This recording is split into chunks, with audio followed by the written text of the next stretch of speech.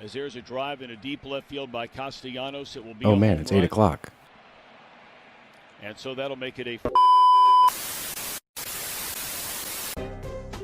I don't need the spotlight. I shine just fine. Hi, I'm Karma, and yes, I am a bitch. Brav Bros. Good afternoon, everybody, and welcome back to another episode of Brav Bros, your favorite podcast from the bros for everybody, for whoever wants to listen. I am your co-host, Steele Russell, joined as always by the one and only Runnin' and Gunnin' McSunnin. That actually worked pretty well. I'll take it. Yeah, no, look, it works really well because I know what I was going to talk about to start off the episode, and it's in line with Summer House, which we're going to be discussing. It was a fiery finale, one of the better episodes, What one a of the better season. seasons. Yeah, just an absolute banger of a season, and we're going to get into everything. But the Sun won this weekend. My feet got roasted. You ever get that bad foot burn? Foot burn sucks. Oh, dude, Burns I was so meticulous about all my sunscreen. I was cheating on Wildwood this weekend with Cape May. Gross. Beautiful weekend in Cape May. You're gross. It was a beautiful weekend. And I got roasted on my feet to the point where my ankles swelled up. And yeah, but they're good now. That's karma. I don't Karma feel for bad. what? What do you want from me? The hell did I do? Cheated on Wildwood. Oh, okay. Yeah. I still went to Wildwood on Sunday. Wildwood knew. That's probably when he got burned. No, I got burned on Friday, Nope. actually. That was the worst part. I got burned on Friday, and then I had to spend the whole weekend going out and walking around in like tighter shoes because I got a new pair of sneakers too. So then the shoes were a little tight on my swollen feet. Fashion is pain, dude. Fashion is You want pain. to look good. You got to stuff those fat, swollen, fucking sunburnt feet into those new sneaks, dude, just so you can look pretty at the bar. Yep, that's how it works. You know how it goes. But other than that, had a lovely weekend. Got some sun, getting some color. Just loving it. That's great. I had a lovely weekend as well. I have Sundays open now for the Hell first yeah. time in a long time, which is lovely. And I played in a 28 and up men's baseball league on Sunday. Mhm. Doubleheader. First time I played in 4 years. I was 4 for 6 with a double, 3 RBIs and a sac fly, double off the center field wall. Not a big deal. Everyone calm down. It's not a big deal at all. How are the hips? Today, I woke up a little better. I was in shambles last night. Yep. Understandably so. Mhm. Forced myself to lift today and then walked on the Stairmaster, so I shook everything out. Now I'm just a little sore, which is good. Yeah. If I force myself to deadlift, specifically, I don't know why, makes my legs feel better. Double-edged sword because Hey, then they're whatever sore works. again. It works, so whatever. Yeah. But shambles last night, totally worth it. I had the time of my life. We've got the powder blues, we've got the Mhm. cream uniforms, and we've got like the Memorial Day greens, like this. So the guy that runs the team is like, Jesus Christ. he's a Mizuno baseball rep. So we Okay. get hooked Oh, up with okay. all this All right. stuff. That checks out. But yeah, I didn't know how much I missed baseball. It was like, jokes aside, fucking blast. Do you have to get a pinch runner? No, I stole third. Jesus I think I Christ. was so amped up. Is that on the pitcher or the catcher? It was on the pitcher. He wasn't Okay. looking. He wasn't looking, so I skirted to third. I Then don't blame him. the guy fouled it off. Yeah.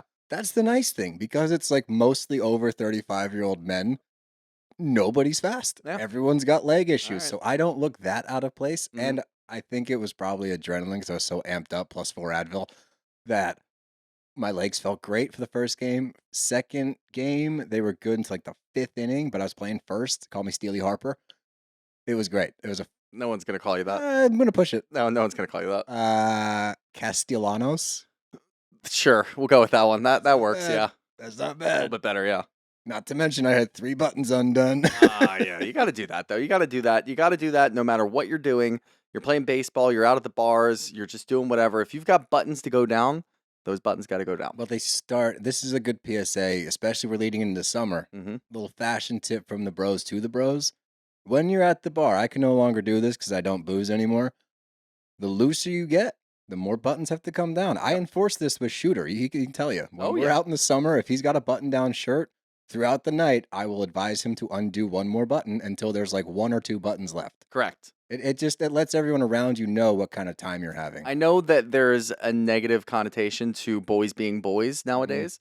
That's the real boys being boys. Yeah, helping a brother out. Helping a brother out, undoing some buttons at the bar, walking around. Yeah. That's all it's about. Go over there and just like pop one more button for him. Be like, all right, it's like midnight. We need 2 more buttons down, dude. Got to do it. Yeah, and he's a good sport. And he knows that's the. Holiday weekends, you start with 2 buttons down. Oh yeah, holiday 4th of weekend. July coming up soon. needs to be by the end of the evening. You need to be fully unbuttoned. Yep. That's the rules. Yeah. We don't make them. Them's the rules. Them's the rules. We don't make them. We just play by them. But before we get into Summer House again, like I think Bravo needs to pour their focus into the non-housewife centric shows right now. As we heard, Jersey is not getting a reunion. It is in shambles. The people that were like, you guys always say that they need to cancel the show. We don't. We just relay how the season's going.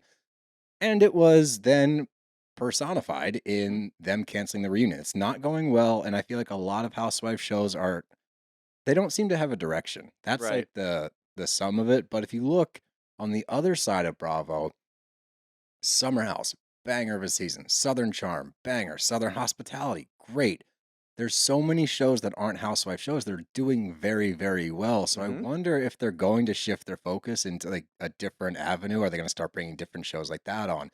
Are they going to revamp Vanderpump and bring in a new, younger cast? Like, I think those are the things that we are looking towards until they figure out the housewives things. And I think that their launching off point for housewives is going to be Roni season 2, the new Roni reboot. I think they're going to put a lot of energy and focus into that to kind of rewrite how they're going to approach Yeah. these shows. Yeah, and I haven't watched Dubai yet, so I'm not really sure, but there wasn't a lot of people talking about it. Not a whole lot of noise. So not really sure what's going to happen over there. We're covering it. Don't worry. Oh, yeah, don't worry, we're gonna cover it. But yeah, I mean that's a really good point, and you see that there's other reality shows that are really popping off. So I think Bravo wants to hop on that train.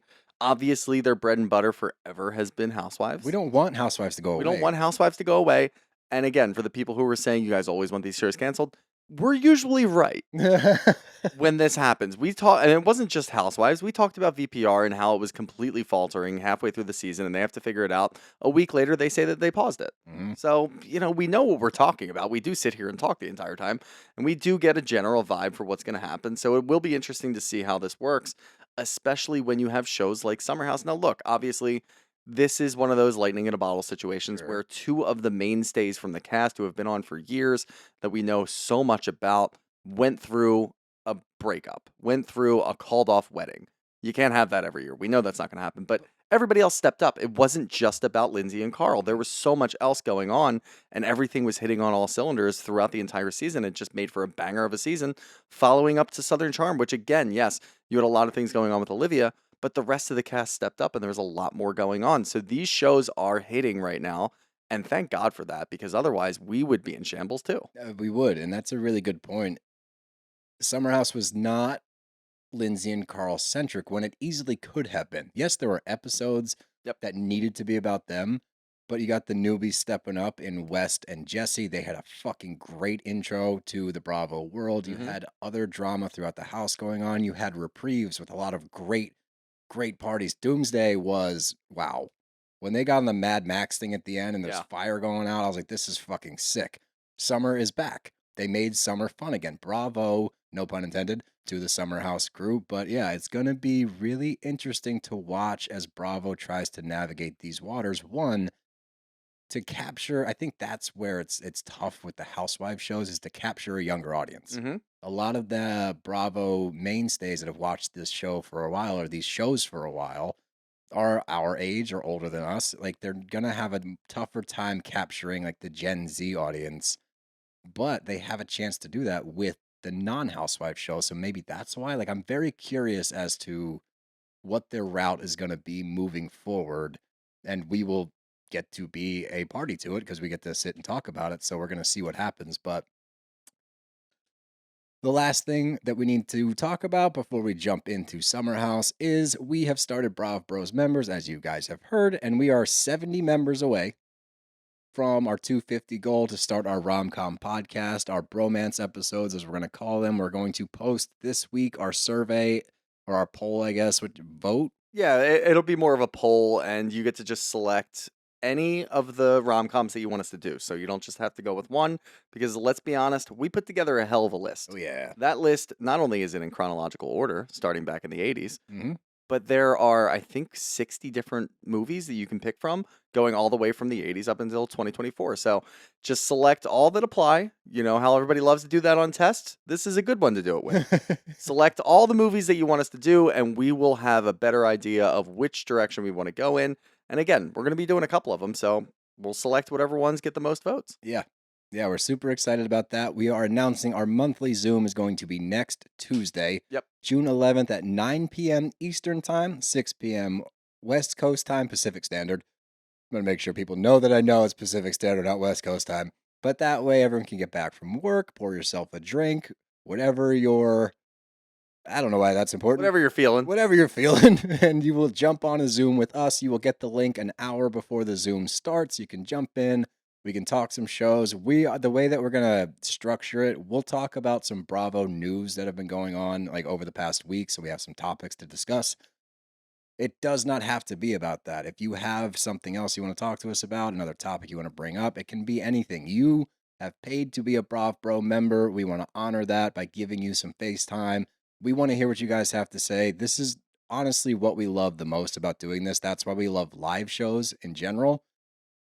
We get to interact with you guys real time. Before the show, we like to talk. After the show, we always go out in the crowd and shoot the shit. We love getting feedback. We love interacting. So this is an opportunity for us to do that. So if you have not joined yet, click the link in our Instagram bio or scroll down in these show notes at the bottom. The link is right there. You can sign up. It is $5 a month or $50 for the year, whatever you want to do. But we are so excited to get to $250 and more. And we're so excited to talk to you guys. So sign up now so you don't miss our first Zoom next Tuesday, June 11th, 9 p.m. Do it. Do it. Do it. What is that? Do it. Starsky and Hutch? Do it. Do it. Johnny, fuck. Johnny Redney, do it. Do it. But anyway, enough movie quotes. Let's jump into one of the more riveting finales we've seen maybe since we started this podcast. And we start out with the end of the conversation of Lindsay and Carl at the Doomsday party. And once again, conversation ends poorly. We've seen this throughout the season. These two cannot communicate. It has not gone well from the beginning of this summer, and the reason I'm emphasizing that is for later in this episode. But we get Danielle and Lindsay, and it's kind of a repeat. We've heard this over and over again. He wants me to be someone I'm not, soft and tender and blah, blah, blah. She says, I'm soft and tender at the appropriate times, but I'm never going to be that person. Danielle, who has been quiet for the majority of the summer, and hats off to her because she could have been strutting around all summer going, I told you so. And she didn't. Instead, she's hanging out with Balloon Guy Joe, but at least she's not like billboarding like, I told you so, you idiots. But she points out that it's cyclical. This whole thing is cyclical. You guys keep going in circles and circles and circles with no end in sight. And look, Danielle sees it right here, and I think this is her way of saying it. You want something that he's not capable of giving you. And I think that us watching at home, and from what I've seen in the comments, I was curious as to which side of the street people are going to fall on this one.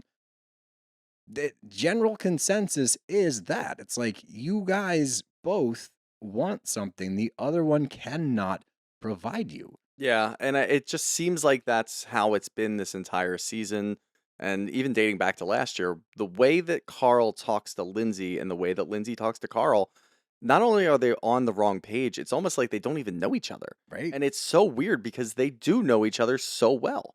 They just expected that once they got into this relationship and started talking about marriage and moving forward in life, that they were just going to change. Yeah. And that's just not what's going to happen. And I don't know if it's a case of, Carl or Lindsay, whoever, having this idea of the other one of them in their mind, thinking, oh, wow, I've loved Lindsay forever, or I've loved Carl forever. It'll work. Maybe that's what it was. I just can't really tell.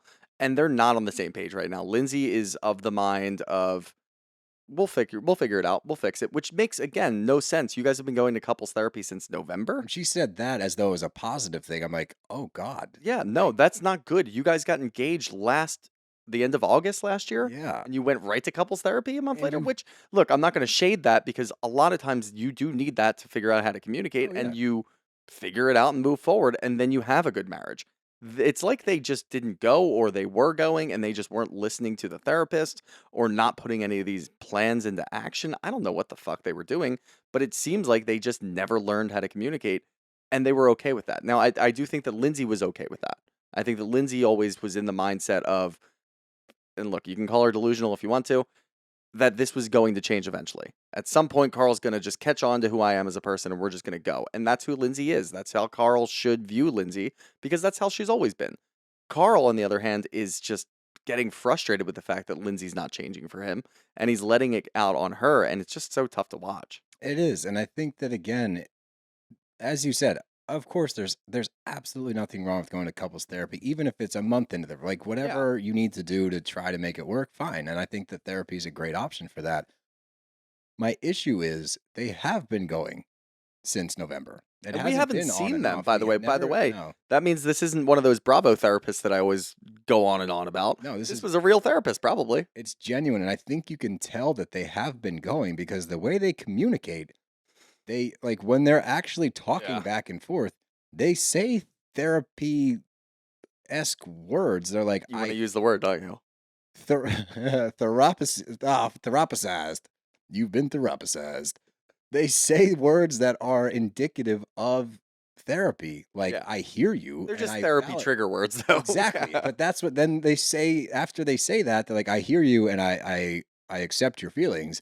But and then they say some mean shit back. So it's Mhm. like they're using what they learned in therapy to like tee up an insult. It'd be worse. Yeah, which is like it doesn't soften the blow. It's like Oh, no, that's like God. saying no offense, but you're a dickhead. Like it's not. Yeah, they weaponize their therapy. Yeah, pretty That's much. awful. And like the biggest thing for me when I hear we've been in therapy since November, okay, so you have been discussing with a professional how to communicate better, and Yeah. if anything, your communication has gotten worse. And I think my biggest pushback on the he knows who I am thing, yes, that's valid because we all have seen you over the years. This is how you've been for a long time. However, and somebody pointed this out in the comments somewhere, if you look back when she was not drinking, and I'm not saying that Lindsay needs to be sober, that is not at all what I'm saying. That is her prerogative, her choice to do with alcohol what she wants. Not what I'm saying. But if you look at their interactions when she was not drinking, she was more capable or more understanding of Carl's needs, I think, or more able to give that to him. And then it gets to a point now, and I'm not blaming it on drinking. It could be the fact that, he hasn't moved forward with his career in 10 months and now she's getting frustrated. There's a lot of different aspects, but I think that especially with this show being as polarizing as it is, and it's so easy to say I'm team X or team Y, team Carl, team Lindsay. I think people gloss over on both sides the fact that this has been an ongoing thing and there's way, way, way, way more layers to it than he blindsided her on camera or she was being overly mean to him. I think if you look at everything all together over this past year, especially, the beginning of the summer, she was horrible to him. And you can't imagine that that has just been an isolated incident. Yeah. That's probably over time. Look at the end of the summer. The way he communicates with her, not great either. So that has probably also been going on behind closed doors. And again, we talked about this last week.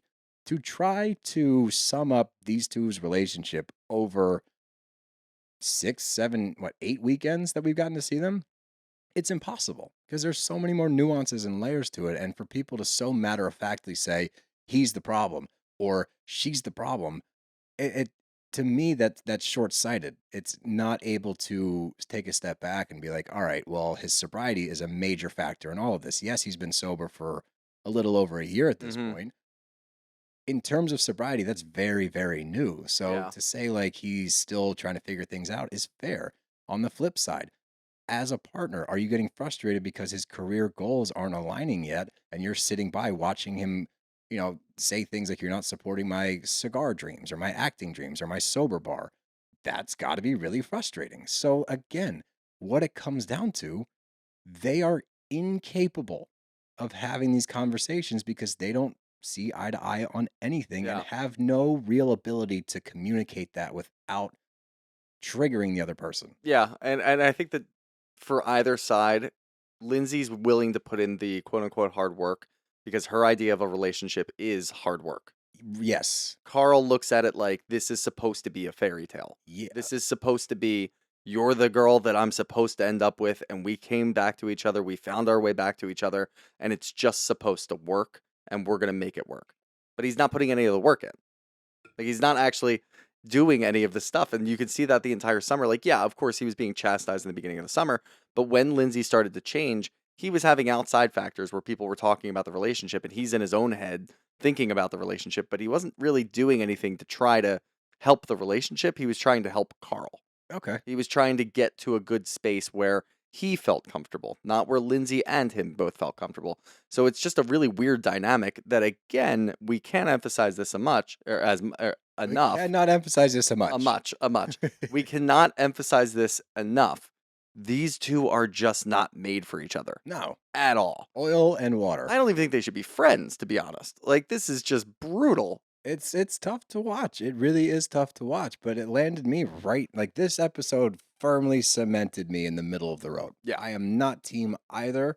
I think that it's just a drastic mismatch and inability. Not even like, oh, there's a way through this. Like inability to communicate. Yeah. They will never speak the same language. No. And they both can't get past that. You're almost a year into couples therapy and you still can't figure it out. Your communication's getting worse. Yeah, so that's a big issue. But we get Paige, Ciara, and Amanda, and they're talking about West's friends being at the party and Ciara and West and where they are in their relationship, all that good stuff. And Ciara's a little intimidated by the friends, but she likes them. And, she admits, like, I'm afraid to fall into anything. And two good points here. One by Amanda. You can just date for fun. It doesn't have to be that deep. Ciara, counterpoint, commitment can be fun. Yeah. Like, you can have fun and Yeah. be committed and moving forward in a relationship. It's not that I don't like fun. Right. But, going to see your parents, that is supposed to be fun. So I was like, fair points. Both of you fair points. Fair points on both sides. And I actually like the fact that now, because of, and look, you can say it's because of West, or maybe Ciara finally just got out of her shell and she feels a little bit more comfortable. We don't really know how much. I mean, she's talked about it, but that Austin thing could have really fucked her up Yeah, totally. to the point where she didn't really want to show herself on TV. And, that's her prerogative. She's okay to do that. We got to learn a lot about Ciara this summer. Yeah, we did. So when she says something like commitment can be fun, I agree with her. I think that's what she wants. Mm-hmm. Whereas Amanda's like, yeah, you can go ahead and date and just have some fun. I don't think she wants to date around and have fun. I think, there's a difference between dating to marry and dating to just, commit and have fun. I think she wants the latter. I think she wants a deeper commitment, a deeper relationship where she can see where things go. She wants the former. She wants, no. You said the latter. You can. No, she doesn't. I meant that she wants the commitment. She Yeah. doesn't want to just date around for fun on surface level shit No, I because know. that's not who she is. No, just being an asshole. Oh, but yeah, no, that's fine.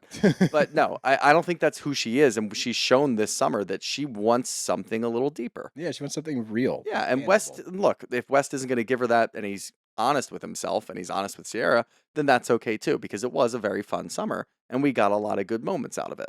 Yeah, but he shoots himself in the foot. And before we talk about Carl and Kyle's conversation, we'll just jump to Ciara and West in bed at the end of the night where they're like having pillow talk. She points out it's all about your intention because he said, you call me baby downstairs. Like, don't downplay it.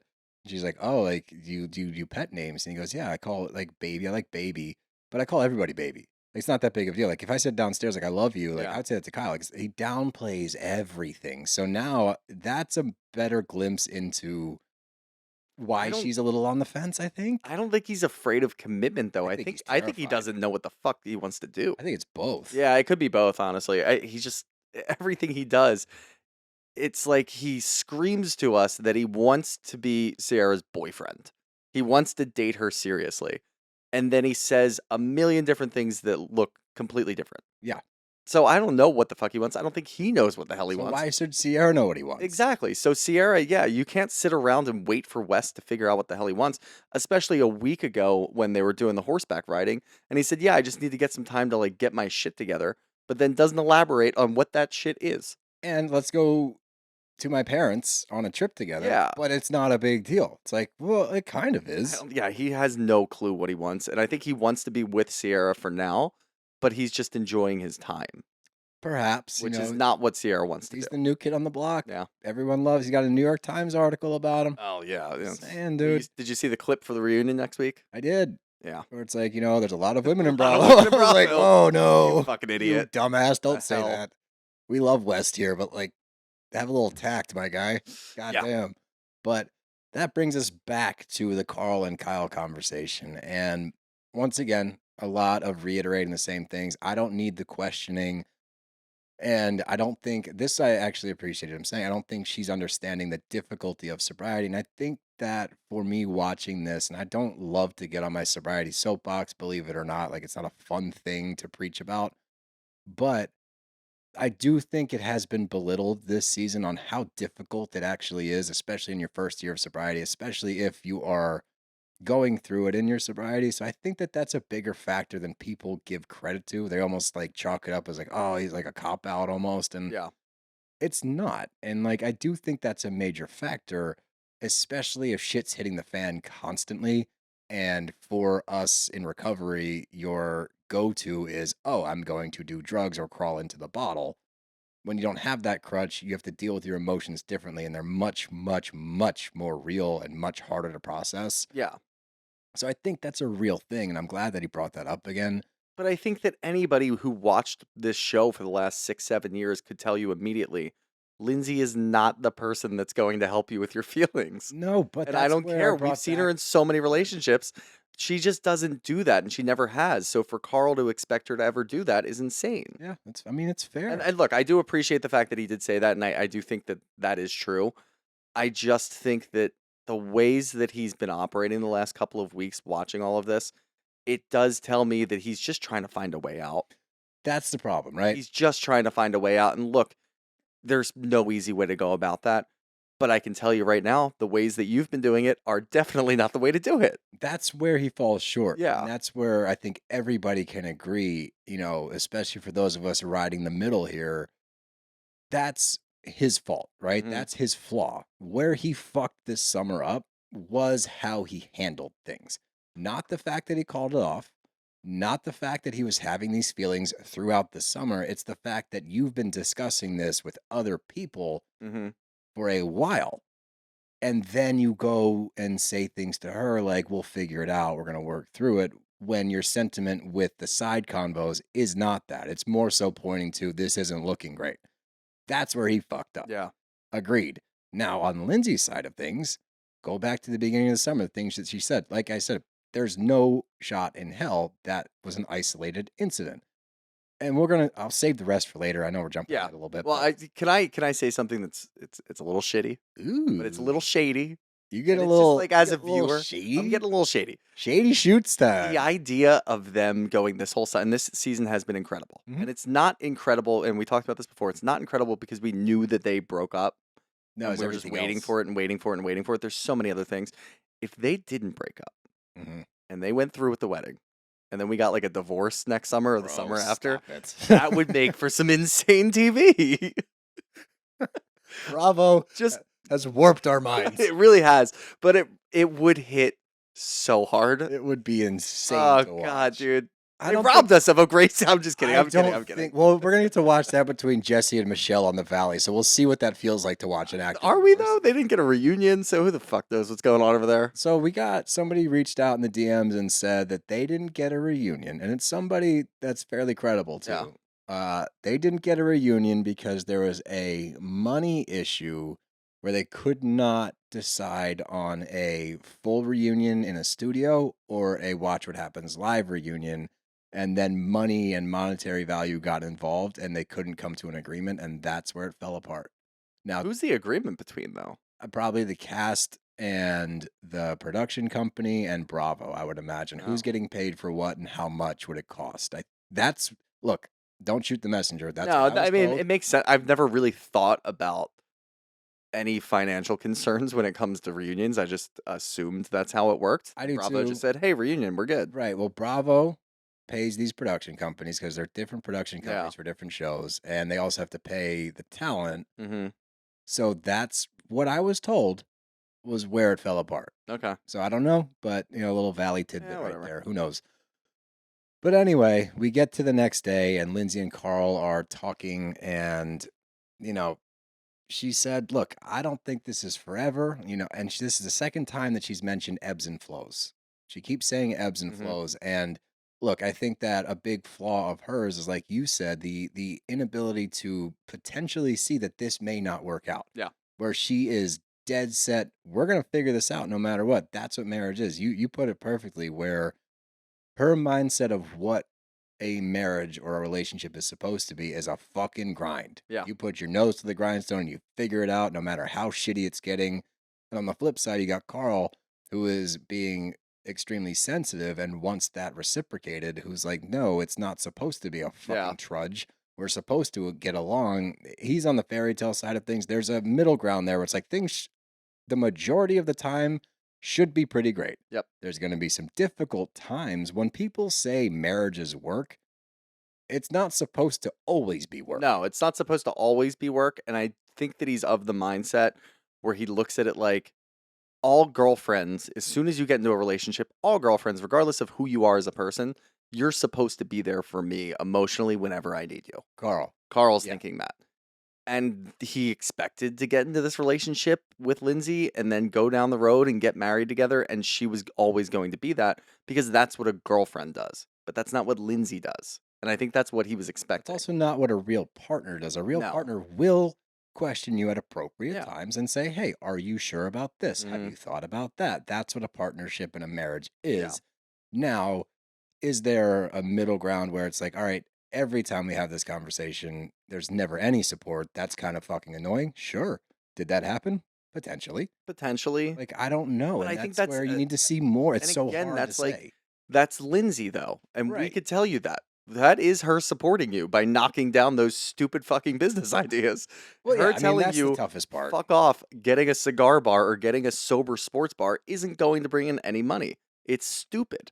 That's Lindsay being supportive, unfortunately, for Carl. Right, but that's where I'm curious if the fact that when she wasn't drinking, again, I'm not blaming the booze.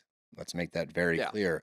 But was she a little bit more sympathetic early on when she was sober with him? And, maybe it was the honeymoon stage, so things Yeah. were softer then because they're still like, I love you, babe. I love you I too, just babe. think that she wouldn't get as mean as she does. Maybe that's what in it the is. moment because she's either, drunk in the moment or hungover in the moment or whatever it is. She wouldn't have as such a short fuse. But it's She'd be able to still listen, Lindsay, but I think though. it's still Lindsay, so Yeah, I she agree. would still do all these things. I do too, and I think again, like we're gonna keep repeating things because they just continue to ring true. But it's like they both went into this with the idea of he's gonna change, she's gonna change, Yeah. and I think that in a healthy relationship, you compromise in certain areas. You do try to make yourself better for the other person. Yeah. If you're not holding up your end of something, or if you're quick to anger, or if any of those things aren't aligning with your relationship, you do your best to adjust and change to Mhm. benefit the relationship. If you're asking people to change who they are inherently, that's different. That's much harder. That's impossible to do because if you do successfully change that person, it's going to lead to resentment because now they're not who they are. Yeah. So that's where it's like this whole thing is, I mean, look, it's fucked from the beginning. Let's Yeah. be real. But we're in the kitchen again with Lindsay and Carl, and they're trying to share, Carl's trying to share like how he's feeling. And the fact that after yesterday, he just couldn't snap out of anything. And she's like, what you want in a career conversation, what you want from me, the pat on the back, the support, good for you, buddy. Like I keep going, is not what I do. It's not what I'm capable of doing. It's not what I've ever done. It's what we just talked about. Mhm. And you can tell in this moment, this is where I start to lean away from the, oh, she was blindsided thing. Because his verbiage, like what he's using when he's talking, he's like, I don't want the questioning, I want support. I didn't sign up for this when we got engaged. And she's like, that was fucking mean. And yeah, it was. Like he took a shot, Mhm. but like you're seeing cracks. Like that's a big thing to say when you have 2 months left to your wedding. I didn't sign up for this when we got engaged. That to me, I'm like, ooh, that to me is gonna raise a red flag immediately and go. And she does say, like, oh, so you don't want to get married? And he goes, no. And I think nitpicking on responses from No, later yeah, in the no, that's stuff. not what you want him to say right then and there. No, I don't want to get You know what married. I mean? No, yeah, Like- you can't do that. So I don't think that that's the time to be like, no, done. But this is tough again because she's like, I'm trying to understand your needs. For all intents and purposes, he's telling you what he needs. Are you capable of doing that? Yeah. That's a different story. And should you have to do But that? I think she's saying, I'm not capable of doing that. That's not who I am. And it's still Carl sitting there like, this should be who you are, though. And Yeah. it's not. It's not, but that's where it's like you don't work. You two do not No. work. There's a lid for every pot. My mother-in-law says that. It's Mhm. a great saying. There's a lid for every pot. These are not your lids No. or your pots. You're both pots. You're both pots, and you need to find a lid. And these are not your lids. So like, But yeah, with the blindsided thing, again, I think this is just Lindsay's psyche where she expects them to get through this. And she keeps saying ebbs and flows, rough patches, roller coasters, whatever you want to say. this is what Lindsay expects. She just looks at it like, look, we're getting married in 2.5 months. Of course, there's going to be doubts in here. Of course, there's going to be some cold feet or some unsure issues that we're not really going to be able to figure out right now, but we will, and we have the rest of our lives to do this. But how do you maintain that when the next thing he says is, one, he stole my line. We're two ships passing in the night. Yeah. And he says, I'm overly concerned that we can't resolve our conflicts. Before we get married, we need to be able to resolve conflict. And I'm definitely having second thoughts. You know what? Yeah, I think I actually know. And Carl said this, so I feel comfortable saying this. She does call people names. I think Lindsay thought that Carl was too much of a pussy to actually break it off. I'm not even joking. So I really think that she thought that she had him scared and he was too much of a pussy to break it off. That's interesting. Yeah. I think there's something there because even at the reunion, she can't even like wrap her head around the can't idea of breaking fathom. up. And look, she does love Carl and she has a lot of love for Carl. I think they but love each other. They That's do not love. a They're great date. just not meant for each other, and that's fine. They're two very different people. But I do think that if that thought ever crossed her mind, it's immediately knocked down because she looks and goes, He's not. He's too much of a pussy. He's not going to leave me. Yeah, no, there's no chance. I think there's something there. Yeah. I do think there's something there. But after he says that, she's like, that's a bigger conversation. It's like, well, you should probably have it because you guys are getting married in 2 months. And I think that she's under the guise of we're going to get married and we'll figure this out later. Yeah. Huge public service announcement. And this is what you see in like horrible relationships. And I think everybody, especially as you get older, you see these people. It's like they're having a horrible relationship. They get engaged. That'll fix it. They get married. That'll fix it. It doesn't. They have a kid. That'll fix it. They buy a house. You make grand gestures and major life moves in hopes that will even the playing field. It never works. That's what's happening here. Yeah. And nobody's ever going to be perfect, and you're going to figure out the small issues. Sure. You know, you want to live in the suburbs, you want to live in the city. We'll figure that out. Ask Kyle. Will they? I don't fucking know. As life goes on, you'll figure it out at some point. That's okay. Kyle, or now I've got Kyle and Amanda on the brain. Carl and Lindsay have fundamental issues. They are two very, very different people that want very different things from each other and in a partner. They need to figure that out before they get married. Yes. That's the thing. It's not little things. This is a very core issue that they're talking about. We'll figure it out later. That's no. You got 2 months. Yeah. And you've been in therapy since November. Yeah. Something's wrong. And that's where the blind side again gets tough for me. But let's keep going forward. And it ends with and Carl got fucking dragged for this hug scene. And I mean, yeah, it was cringy as fuck. It's like, give me a hug. Give me a hug. Harder. You used to love when I used squeezed. to love these hugs. Come on. Like, just dude. I know. That's where I really get annoyed too, because we know, and we've known for weeks now, that he's just trying to find an escape plan here. It seems to be that way, yes. You bring Kyle into the conversation and you tell him all of these things, and you're not saying anything nice about Lindsay. You're just talking about how rough it is and how you don't know what to do. And then you do the hug thing afterwards, and then you try to make her feel bad. Yeah. Like, you just had a really tough conversation where the idea of not getting married was just brought up very casually. And you're like, give me a hug. Oh, you used to love when I used to give you these hugs. Like, it's not, they're not supposed to be together, but it's not really Lindsay's fault right now. She's asking a ton of questions, just trying to figure out where you are and telling you, I can't do that. And you're like, you used to love when I hugged you. It's like, dude, come on. Agreed. There. Yeah. But again, that's minimizing the problems to a 2-week period in which that is not where the problems in your future nuptials lie.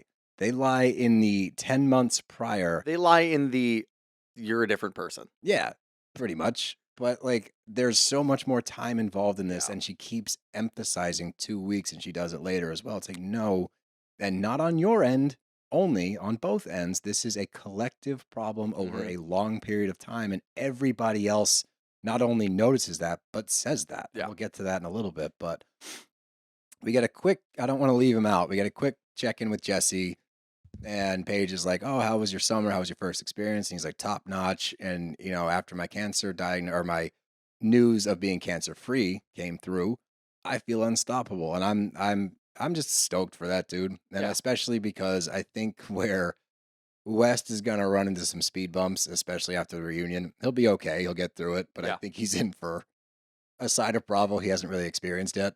It's coming a little bit. Yeah. I think it's going to be just a taste. It's not going to be a roasting. No. But he's going to get a taste of the other side of things. Whereas Jesse, who came in a little hot, at least maintained, I'm here for a good time. If the right woman comes along, great.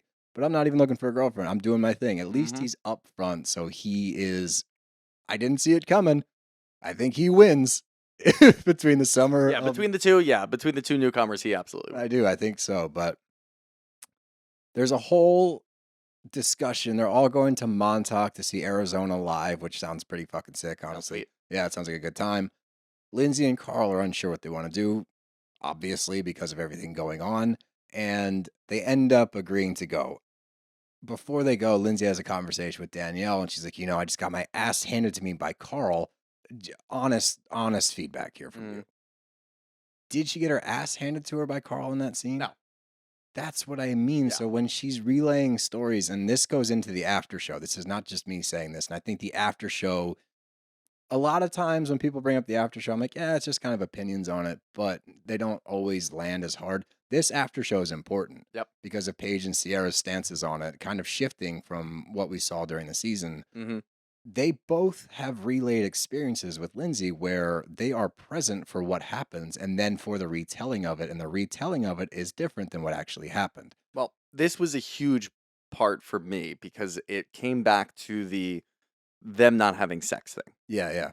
And again, if we look at this whole thing, which is, again, a huge issue in the relationship, and we've agreed, if things aren't going well, why would you expect to have sex? But the way that Lindsay phrased it to begin with, when she starts talking about it, it was brought up casually, and she didn't seem that broken up about it. She's like, yeah, this is just how a relationship goes. We'll figure it out. That's how she is with a lot of other things in the relationship. But as the weeks kept going on, and they're still not having sex, and Carl's sleeping in a different room, we hear, now all of a sudden it's well, yeah, you expect me to be intimate with you when things aren't going well? She says, maybe don't insult me or yell at me, and I'll want to fuck you. Yeah. Like, no, that is, I think, how she truly feels. Yeah, that came And out. I think that look, maybe she was delusional in the beginning and she didn't do that. I'm starting to look back at that first conversation that she had with Amanda and Paige. It's a bit of a play. It's a bit of a cry for help, if you will. Like, hey, we're not having sex, but it's not that big of a deal. We'll figure it out. In reality, it's to get the rest of the castmates talking about it, to make Carl a little uncomfortable so that then they have that conversation. But they never had the conversation. What are they talking about in these therapy sessions? I don't What the fuck is going on in there? That's my point. Are they even going? Let's do this. And I'm not therapy shaming. Are they actually still going? But I'm under the impression that, yes, they went to therapy frequently. I think that, like you said, we're getting real therapy. Yeah. It's not working, but at least it's not a Bravo therapy session where it's some asshole that's a quote unquote life coach. And sorry if you're a life coach, you're probably great at your job. You're not in this. You're not a Bravo life coach. It's different. But because they're not forthcoming about it and because we don't get cameras in there, like, yeah, I do believe they're in therapy. I just don't believe it's working at all. But when she says that, maybe don't insult me and yell at me and I'll want to fuck you. That's where I'm like, well, what about when you yell and insult him though?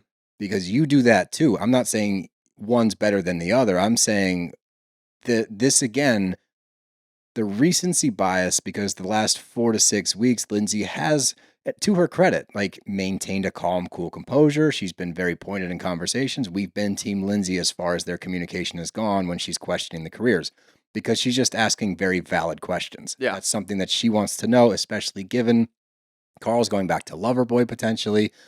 She was his soundboard for the falling out of Loverboy, and that Carl was dragging Kyle and Loverboy all the time during those. He had to be like, fuck this company, fuck Kyle, blah, blah, blah. She was sitting there listening to that, trying to be supportive. So now when he's thinking of going back, of course she's going to have a lot of questions, and you owe her a good explanation as to why you're doing it. So that is not up for debate at all. But if you flash back, again, beginning of the season, insults and yelling from Lindsay to Carl. So for her to say that as though he's the only one doing that is just simply untrue. And we've seen that. So I don't think that to use it there, like, maybe if you don't insult me, I'm going to fuck you. Like, yeah, well, if you don't insult him, maybe you're both just being mean to each other. Have we thought about that? Is that an option? Probably, yeah. And we know, just based off of one thing that I cannot get out of my mind, Sexual chemistry isn't even there. No. Babe, your butt looks great. I No. want to have sex with it. Oh, God, why? Do you have to I bring do. it up all the It's time? on my mind all the time. It's on my mind all the time. I think about that 4 times a week. I cannot get it out of my head, so I do have to bring it back, not just for you, but for everybody listening right now. It's just that's a really tough line. Yeah. I don't like that line. No. It makes me upset. Yeah. But she says she doesn't want to go to Montauk. She doesn't want to be near Carl, but her and Carl talk in the kitchen. Let's go and have fun and enjoy ourselves. I would like to ride without Carl. And now she keeps emphasizing to the whole group, who wants to ride with Carl? Anybody want to ride with Carl? I'm like, yeah. I didn't like that she just did that in front of everybody. Neither. Like, don't make it a big thing. Now everybody's going to talk about it on the, I don't know how long of a ride Montauk is. We talk about this all the time. But everybody in their individual cars is going to be like, what the fuck was that about? I know. And we know that they're on the fence right now. We know things are going bad. But to run out into the middle of everybody packing up their cars and say, I'm not going to ride with Carl. I want to ride with you, Danielle. And that was supposed to be the last scene of the season. Yeah. So what you do is you pull Carl aside and say, hey, I'm going to ride with Danielle. I don't want to continue this fight. Let's just talk about it later. We obviously are going to drive back from Montauk together. But right now, I just need to clear my head. I don't know if Carl's going to be receptive of that in the moment. He'll probably leave your luggage. He'll probably leave your luggage and then go on his own. But at the end of the day, that's a way better way to do it than just to announce to the group that you're going to do that. Like, tough. And I thought that I think she kind of reeled it back in when she starts talking to Jesse. She's like, who wants to ride with Carl? You guys want to ride with Carl? Okay, good. Now you've got a friend to go with. That's like Lindsay being nice in a Lindsay way. But no, that's not the way to go about it at all. No. Everybody's like, what the fuck? And look, we've been a lot of not shade throwing at Lindsay, but pointing out her flaws here. Let's not forget the fact that as they're going through all of these conversations in the house, Carl clearly knows what he wants to do. Mm-hmm. And look, if he's still trying to figure it out earlier on in the summer, if we're in week 1 or 2 and we have the conversations going on there where they're still 4 months out, whatever, from the wedding, and those conversations are happening, okay, fine. Yeah. But his reactions during conversations with Kyle in the house, during conversations with Amanda, during conversations with other people, seem so much more specific as to where his headspace is. And meanwhile, he's going back to Lindsay and saying, no, we're cool, figure it out. That's fucked. We agree with that. So I don't want to go like this whole episode and say like, oh, she messed up here, she messed up there. He's at fault too. This is literally, I can't emphasize it enough. Like, we're trying to stay down the middle here because we've said it how many times? 100. Someone keep a ticker of how many times we've said these two were never meant to be together. Yeah. That's the basis of this. All right. I'm not pointing the finger and saying you're the villain or you're the villain. I'm saying they're villains to each other because they don't vibe. Yep. Anyway,